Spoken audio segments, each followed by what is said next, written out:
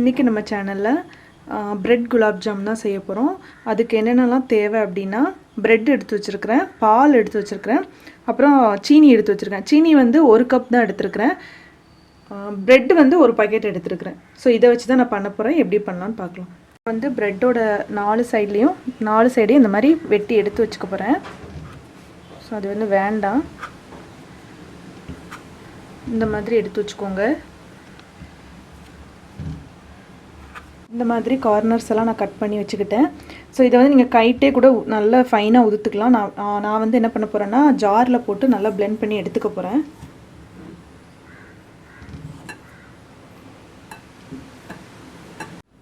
இந்த மாதிரி ஃபைனாக பிளெண்ட் பண்ணி எடுத்துக்கோங்க. ஸோ இந்த மாதிரி பிளெண்ட் பண்ணி எடுத்துக்கிட்டதுக்கு அப்புறமா நான் பால் எடுத்து வச்சுருக்கேன்ல, இதை வந்து ஃபஸ்ட்டே ரொம்ப சேர்த்துறாதீங்க, கொஞ்சம் கொஞ்சமாக சேர்த்து பிசைங்க.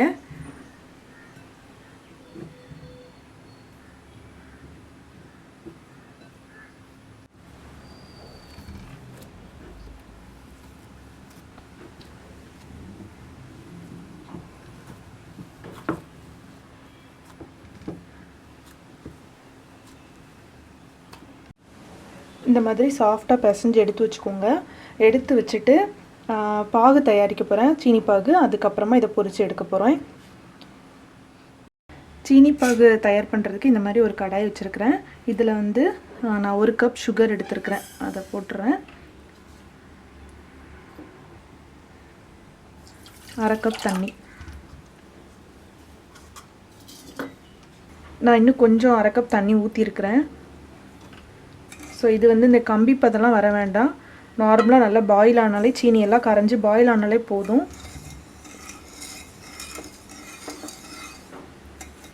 நீங்கள் வந்து 1 பாக்கெட் பிரெட் எடுக்கிறீங்க அப்படின்னா ஒரு 3/4 கிளாஸ் அளவுக்கு பால் எடுத்துக்கோங்க. நம்ம நார்மலாக காஃபி குடிக்கிற கிளாஸ் இருக்கும் இல்லையா, ஸோ அதுக்கு 3/4 கிளாஸ் எடுத்துக்கோங்க. இந்த உருண்டையில் கொஞ்சமாக எடுத்துக்கோங்க. எடுத்துட்டு கையில் நல்லா ஆயில் இல்லைன்னா அப்படின்னா நெய் தடவிக்கோங்க. தடவிட்டு நல்லா உருட்டி எடுத்து வச்சுக்கோங்க.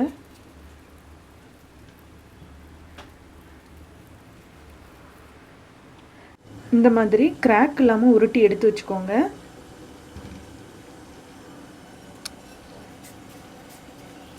இப்போ வந்து சீனி பாகு நல்லா பாயில் ஆயிடுச்சு. இந்த ஸ்டேஜில் நான் கொஞ்சம் ஏலக்காய் தூவிக்கிறேன். நீங்களும் கொஞ்சம் பொடி பண்ணி அதை தூவிக்கோங்க, அப்போ தான் கொஞ்சம் டேஸ்ட்டாக இருக்கும்.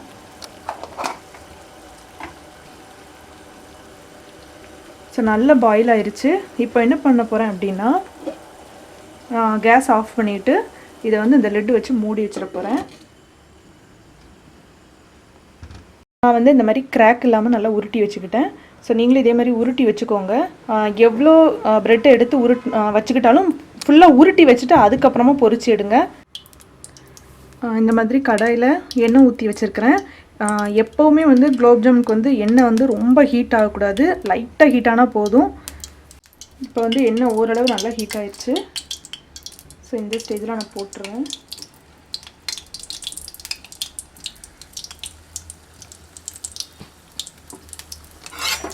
போட்டதுமே என்ன பண்ணுங்கன்னா, அதை எப்படி பரட்டி பரட்டி விட்டுக்கிட்டே இருங்க.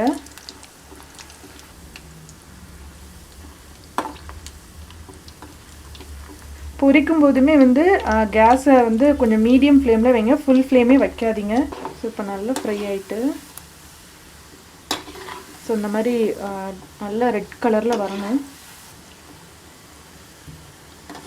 ஸோ நல்லா வந்துருச்சு. இந்த ஸ்டேஜில் எடுத்துருங்க. இப்போ வந்து நான் செஞ்சு வச்ச அந்த சுகர் சிரப்பில் வந்து போட்டுடுறேன். சுகர் சிரப் வந்து சூடாக இருக்கணும், ரொம்ப ஃபஸ்ட்டே பண்ணி ஆற வச்சிடாதீங்க, அது சூடாக இருக்கணும். நல்லா இதாகிடுச்சு. நான் இதையும் சுகர் சிரப்பில் போட்டுறேன்.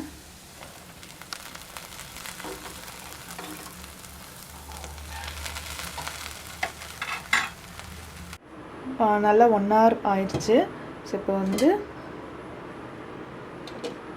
நல்லா ஊறிடுச்சு.